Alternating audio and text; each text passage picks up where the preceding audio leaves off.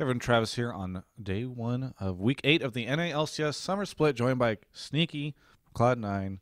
Sneaky, you guys just had a very standard game against EG. It felt like. Would you say that's fair?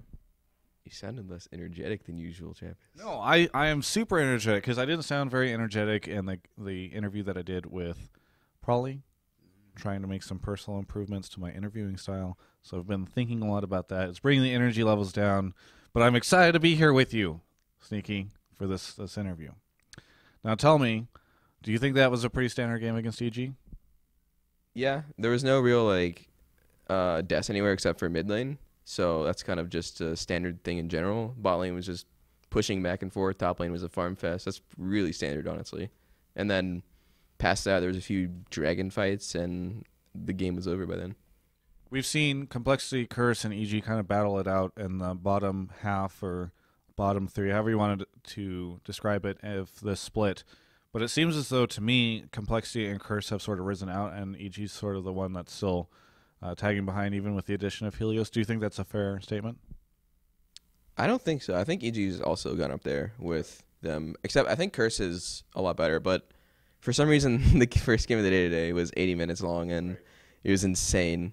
And they ended up losing it, which they should have won. I don't know. They did really well last week, but they kind of went back to their same thing that they. Curse, you mean? Yeah, Curse. The Curse did really well last week, and now they kind of did the same thing they're doing every other week, where they're not just like closing out games and finishing what they're supposed to. I think they gave up every Jack in that game when they had a pretty big lead. Now, for you guys, I recently saw a thing that Thorn had created. Did you have a chance to see that at all, where he was sort of discussing the top 5 teams, and he spent a lot of the time talking about you? You talked about me? Well, Cloud9. Oh, okay. Yeah, I saw the post, and then I saw the video, and I watched like 6 minutes out of 8 minutes of the video. I actually thought it was a LoL Esports article at first because the coloring was the same. It was interesting. I'm like, oh, it's actually on Gamers. Just trying to. That's how we're gonna sneak in, as people are just gonna think we're LoL Esports, and that's how we'll land. But no, the big thing that he discussed that I thought was pretty interesting. Normally, I just fall asleep during his stuff, but was that he feels as though there's a huge argument to be made around the fact that you guys might still be the best team, despite the fact that the rankings had you guys in second place, because the victories that you guys had were against more top teams, and the players that, or the teams that were doing worse, the players and teams that had a higher score had gotten those by beating the worst teams. Do you think that there's any truth to that? Well, it's definitely true, but I don't know if you can make the statement that we're still the best team out of all that. I know there's like an elo chart that the post discussion games have on Reddit, and that kind of like shows you where we are. And we were like super high at one point, we're kind of dropping, but I still think I haven't actually looked at it recently, but I still think we're probably up there. So that is a decent estimation, and then this article is a pretty decent estimation to where we are. But I don't know. I think we're getting there, but I don't think we're the best team right now. And that's what's really interesting to me, and why I'm really happy to interview you about this, is because from what I've seen of the team and a lot of the interviews that you guys have done, it feels as though, especially before last week even, that there was a sense that you guys were just kind of really in the dumps about this stuff and feeling like you weren't doing that great and all that kind of thing. While it's really strange because at the same time I'm seeing a lot of these articles. CLG says that you guys are still the team to beat in North America. Lots of other teams say that as well. And so it's kind of a strange conflict between what we're seeing from these articles and sort of discussion around this and what the teams are saying and the feeling from you guys. Do you think that there's any truth to the fact that perhaps you guys are just having a harder time because you're not as consistent, but maybe you're still good or getting better? Yeah, that's all true. We are still getting better, and we're being a lot more inconsistent because we're dropping games to, I guess, the bottom 3. So Curse, CG, and Complexity. It's not like they're like actual terrible teams. It's just they're on the bottom of the list is all. So we're inconsistent in that fact, and we're also, I think, just weaker as a team than we have been in the past. And from what I've seen, whenever teams have this problem where they lose to a lot of the bottom teams, it's very frequently something where they aren't practicing or preparing for that team as much as they are like some of the top teams. Do you think that that's a situation with you guys? I think we prepare equally for every team. It's not like we really go out of our way to study their play style or anything. We kind of just play our own game and then determine picks and bans through what they've done.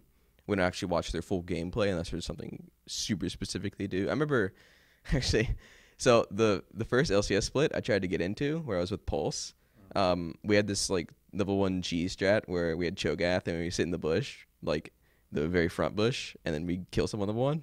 And they actually saw that through our game, and they warded like the top one because they thought we were gonna do it up there, and we ended up doing a bot, and we killed them anyways.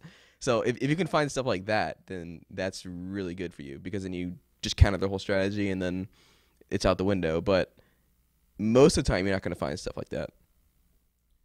For the CLG TSM match, which is happening right now, it's currently 1-1. This has always been a rivalry. The gold is neck and neck.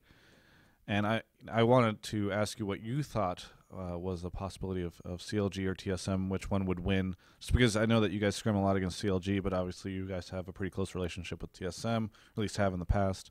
Any thoughts from you on that situation? Our relationship with TSM is kind of like not nearly as close anymore. We don't really skim them as much or at all, actually, because they changed their schedule to like 12 to 2 and then 2 to 4, which conflicts with ours.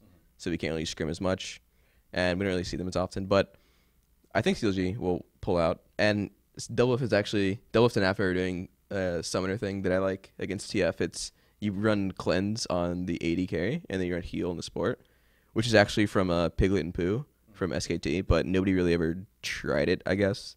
And now I think I pulled it out on them on scrims like twice, and then they tried it, and they really liked it. I think it's really good because there's no actual way TF can kill you when you have cleanse, right, and you can actually kill him. So it's a whole turnaround, and anytime he has ult up, he can't go on you. He has to go somewhere else. Do you think that Bjergsen realizes that? I don't know, because he probably hasn't played against it. I think me and Double Lift are the only ones that actually do it. So I think it'll be a very good advantage for CLG. Do you get a little bitter whenever you see them doing it? You're like, I'm taking my thing. It happened the first time. I wasn't bitter. I was just like, hey, you guys are doing it. I really like it. And I kind of talked to them about it. It's more of just, hey, I like that you're doing it because I really like it. You mentioned that you don't feel as close to TSM anymore because you're not scrimming them.